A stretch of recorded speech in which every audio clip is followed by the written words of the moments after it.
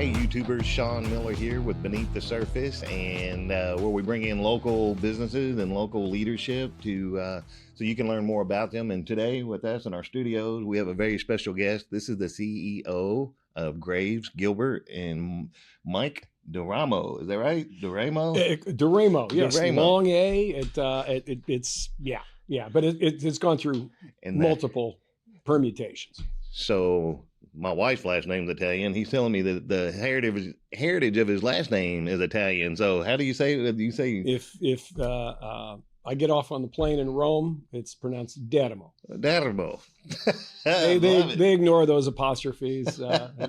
Put a little different emphasis on it. So amazing individual here. I've had an opportunity over the last couple of months just to kind of be a shadow and kind of watch, and I was very impressed in some of the conferences that you guys have held at Graves Gilbert. And these guys have a lot of knowledge between these ears and just a lot of leadership. And I'm sitting there and I couldn't help but think the journey that you took to get to where you're at. So you want to tell us a little bit about that? It is a bit shocking to me, at least, that I wake up one morning and then you've been doing the same thing pretty much for 40 years, and you're like, what? It has just happened, right? Right. And but I got a great start when I was a young man. I was a graduate student at Wayne State in downtown Detroit.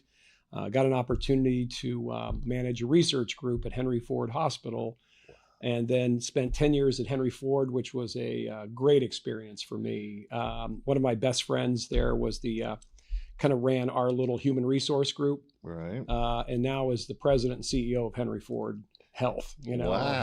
He has put in his time. Great guy too. So that it works like that, though. You get great leadership, and then they set up potential and they set up opportunities for other great leaders, and it's kind of maybe contagious, sort of. So seems like I was fortunate to be with a lot of the young leaders that were there back in the late 80s and early 90s, and some of them went on to some pretty incredible things. Right. So wow. So awesome. He's got an incredible talent from what I've noticed, because I'm not good with first names and last names. But this guy, if you tell him who you are, he remembers your name. And so I'm sitting there thinking back to the Kennedys. He would go through the White House and he knew the staff's name. He knew everybody's name. So is that a talent of yours? Have you ever been told that? I try my best. Right. But I got to be honest with you. I was at the gym this morning, and there was a gentleman came up. I hadn't seen him in a year. I'm sitting there. What is that guy's name? It finally came to me. But it is something you try to be good at, which is challenging because 2 months, and then like Elm Street Society and Sky. I mean, it's a lot of names. And then how many people are Graves Gilbert? We've got over 1,200 employees. Wow. Neat story about Graves Gilbert. If you go all the way back to when they started, it was what, 2 doctors that started? It was three. Three founders, and they evolved over time. They've had kind of binges and purges over the years. They had a big growth about 12, 15 years ago. They had a big surge of doctors that really wanted to maintain their independence, but still have a place where they felt there was stability. Right. So, that's the modern dilemma, right? You trying to be that 2-doctor practice in the modern world. Right. There's so much administrative burden. There's so much, I don't want to call it bureaucracy. Right. A lot of this was introduced to prevent everything from, fraud to ensuring patient safety. Right. So as more rules pile on, right, you add more layers of administration. And we work pretty hard to keep that layer of administration fairly lean. Yes. And I think that's one of the advantages of a private medical group. And we do the same thing here. Contractors by nature are not paperwork people. It's like asking for a resume from a contractor, sometimes a little bit of a hurdle because they're not paperwork people. But so I get it. And so they can spend more time with the patients and on their practice and maybe getting better with their craft versus paperwork and administrative and that sort of thing. Yeah. Yeah. So and they still feel self-employed, but they're part of a professional network, right? So well, that's right. And it's I've worked in large hospital systems like Henry Ford and Ohio State, and then I've worked for a lot of private medical groups over the years. So it's been kind of a back and forth for me. I was a consultant for a number of years. And I keep coming back to the same thing. I prefer doctors in a leadership position. Wow. I've just been with health systems that, sometimes they forget that doctors even work there. Right. Right. So my preference is that, hey, the physician should be the chairman of the board. The physician should be leading through a board of directors and through a governance model. Right. They're the ones who put the 10, 12, 15 years of school in. And, right. And it's hard probably to gain the respect, that maybe there's just, I guess there's a lot of leadership, a lot of in one place. And so not fellowship. Yeah. But he has gained these people's respect and trust. And I think that's when I realized where just exactly what your job was. And we started meeting some of these very talented doctors and staff. And so, and then what was it that you just held at the Graves Gilbert Clinic? It was what do they call this? Where we came in and there was a panel of great leadership. It's just that. It was a panel discussion where we were able to bring healthcare leaders from both MedCenter Health and Greenview, as well as Norton Healthcare, who has a presence here in Bowling Green now. And then finally, Ascension St. Thomas, who now has a presence here in Bowling Green. So, along with Graves Gilbert, those are essentially the 5 healthcare influencers, or at least from a health system large group standpoint. There's a number of small, very influential providers in the community today. Right. But the panel allowed us to provide a kind of a perspective. What does Greenview Hospital see as the future of healthcare in Bowling Green? And so it's very impressive, because I guess when you've been in the industry for this long and you have that ability, and all these people on this panel, I could tell they could just kind of zoom out and they can like look outside the box and look into this thing. And so I was so out of my element, and I didn't realize, but I don't know anything about the healthcare industry. And so I was so grateful to go to this thing, because it just gave me another perspective. And I just didn't realize how much there was to it. So you talked about the future of Graves Gilbert Clinic. So what does the future of Graves Gilbert Clinic look like? It's been important for us in the last couple of years to make sure we refocus on making sure physicians are in charge. They're first and foremost. And Graves Gilbert, myself, the key responsible party, it's important that we create value for those doctors. What does it mean to be a doctor at Graves Gilbert? What does it mean to be an owner of Graves Gilbert? And there's a lot of ways you can solve those problems. Right. From a branding and media standpoint, as many folks know, we've put a lot of attention in making sure that the community knew who our doctors were, and we're going to continue to emphasize that. Love it. Then from a ownership equity standpoint, what are the opportunities that we can provide doctors other than simply, hey, if you go in there and work your tail off, you'll do just fine. Right. There's got to be more to a professional life than that, right? I mean, that as a business owner. Right. If it's simply transactional, it's not that appealing, right? It's just you just go from one gig to the next. Right. Doctors are there because they want to be there, right? They want to take care of patients.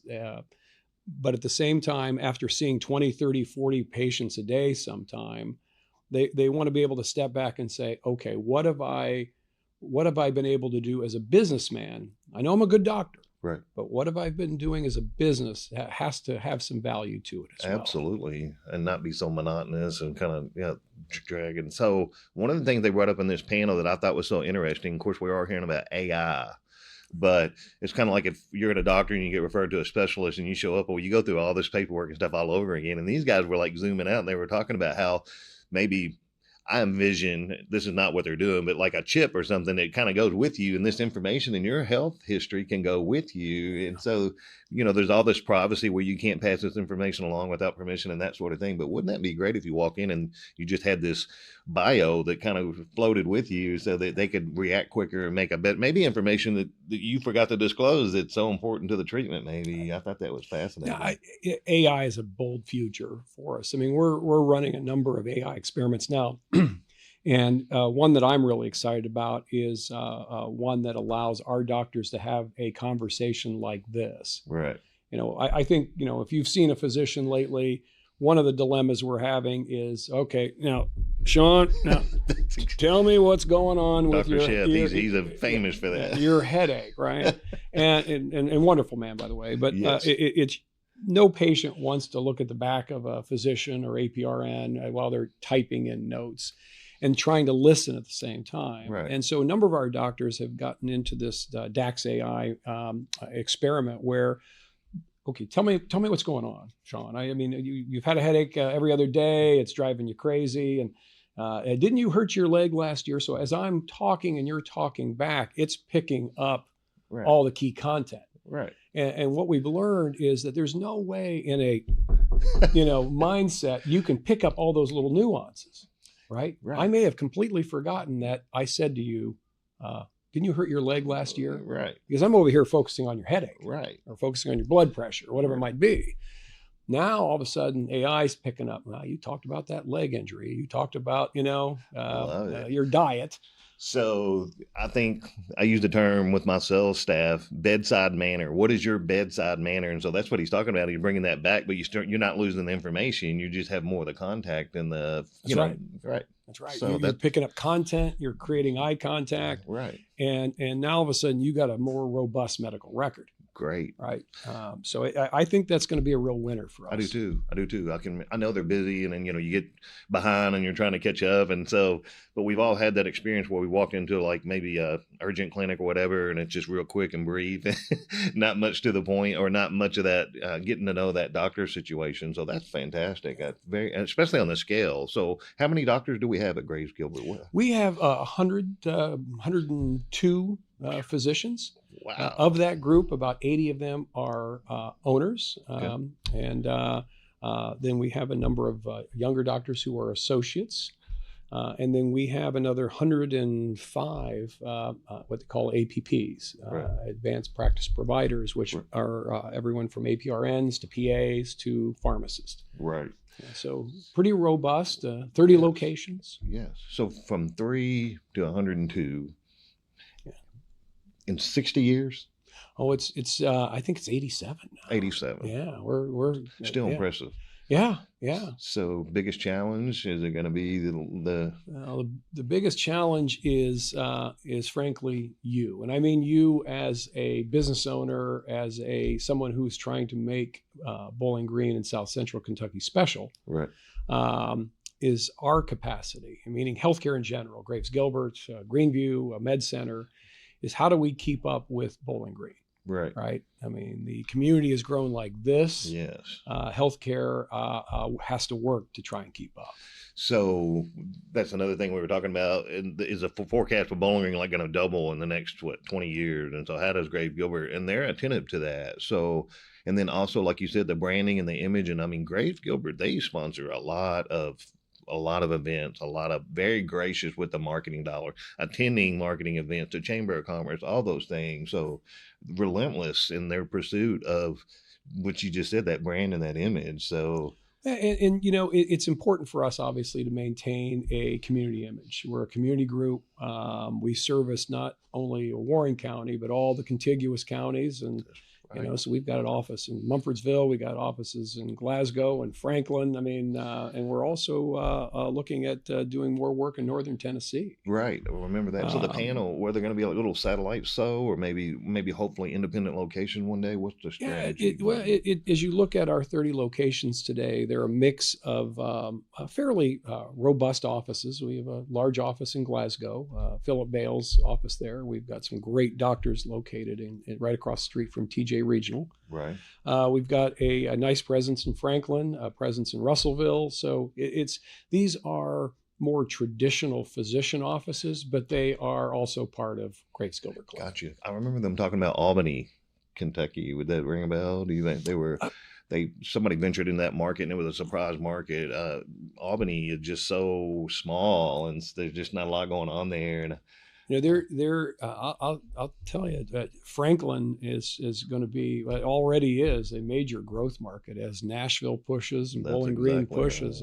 Franklin's a beneficiary for that, and then the surrounding communities of Franklin. So now we got E-Town maybe coming down. You got some of that, right? You got some of that, and we've even had doctors in Lexington reach out to us to see if we'd be interested in collaborating with them. So we're going to look at all possibilities, but ultimately, the question is, how do we get more physicians and other providers to South Central Kentucky? Wow. Right. I mean, that's a push for us, and we have to make that attractive. Right. So how many more doctors? What does that look like? I mean, I know we're guessing, we're speculating, nothing's hard here, but is that 160 doctors? Is that 204 doctors? Or Well, what? it all depends, right? Right. If you look at primary care, and I believe this is Chamber of Commerce data, if I'm correct, but there's an estimate we are down about 35 to 40 primary care doctors in South Central Kentucky. Wow. Yeah, that's a real issue for us. So, you'll see initiatives like what MedCenter Health's trying to do with UK.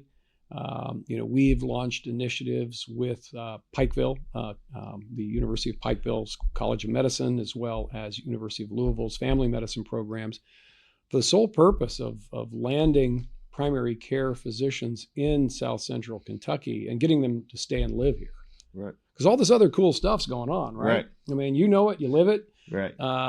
And the quandary we're having, we're meaning healthcare and as well as GGC, is I'm having a lot more employers come to the community. Right. You've got this Chamber of Commerce that's like a flywheel, right? It's just it's bringing more and more talent, more and more people, and all of a sudden these employers are showing up and saying, "Hey, it's taken me 6 months to see Dr. X or Dr. Y." Right.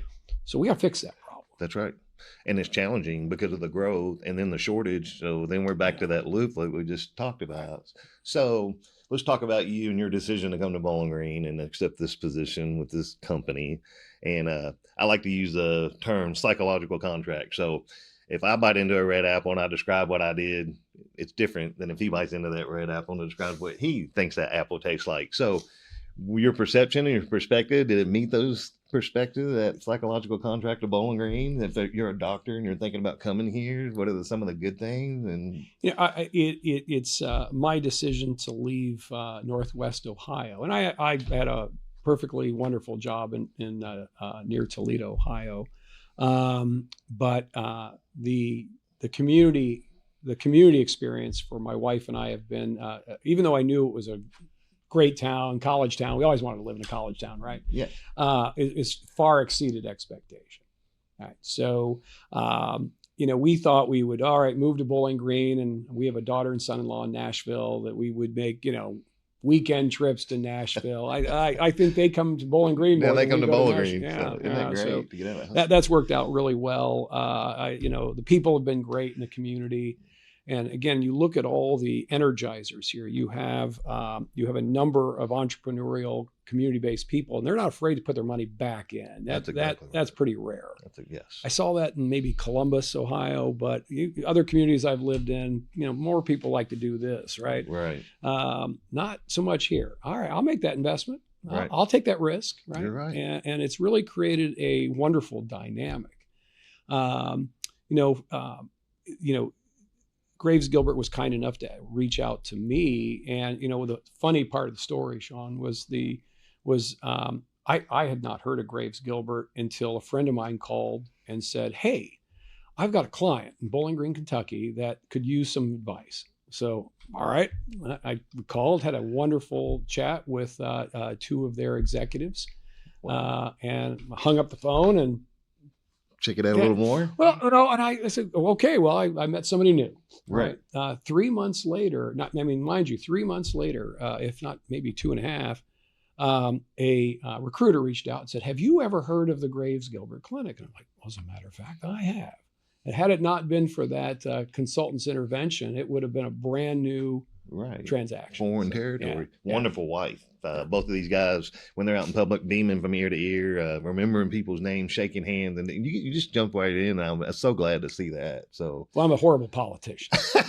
Yeah, me too. I'm too plain spoken. That's right. Likewise. That's awesome. So, any challenges along the way? Is there a specific time maybe that your career kind of did one of these, going this way, and then, or has it always pretty much you kind of knew kind of where you were going? No. So, but you did mention beyond expectations, maybe what you expected. Well, to address that first question, I always thought I would be a healthcare researcher. Right. Right. And I wasn't a great student, but I was persistent. Curious. So I'm a country kid. I'm from a small town in West Michigan, where I went to high school, about the size of Russellville. All right. Wow. And I end up in downtown Detroit at Wayne State University. I mean, and it's downtown Detroit. Right. Right. And here I am, 21, 22 years old, and I'm in the city. Right. And I got held up twice. I mean, it's a whole new world. Yes. So I'm trying to get through a graduate program in biophysics. I'm thinking I'm going to be a research scientist. Yes. And I have a job over at Henry Ford managing a small research department. And one day an administrator came up to me, a wonderful guy named Bob Schneider, helped me get my career on path. He said, Mike, we noticed that you're much better at managing research than doing research. And he was right. He was right. I had a much better instincts in getting things organized and helping the researchers raise money than I was at actually doing the science. Right. And so he put me on an administrative path. It really helped me out. And I did that for about 10 years. And then a buddy of mine and I, or actually there were three of us that were young administrators at Henry Ford. And we decided we're going to do something different, right? We're tired of healthcare, right? We're in our early 30s. We got young kids, and we stupidly thought we're going to open up a brew pub. We're going to be Shaun Stevens. That's Shaun Stevens told me that. I forgot about that. Yeah, we're going to open this brew pub up and kick it, And after about a year and a half, we're all like, what a bunch of morons, right? So now here's the fun part of the story is these young guys got back into healthcare. One of them is now he was the CEO of United Healthcare, and now he's the CEO of Aetna. I mean, I'm talking about Aetna. Yeah. My name's Steve Nelson. And then the other fellow is now the executive vice president of sales of Blue Cross of Minnesota. So they've both had amazing careers after we realized that being they weren't brew pub owners was a complete, that was cutting edge back when he did that. I mean, it was like $500,000 investment or more to try to do something like that. We had paper routes. We worked at other pubs to learn the trade. It was a hot mess. Can't sell beer, so you got to deliver papers. Well, I that wife that you, Beth, that you referenced earlier, she wasn't smiling as much back then.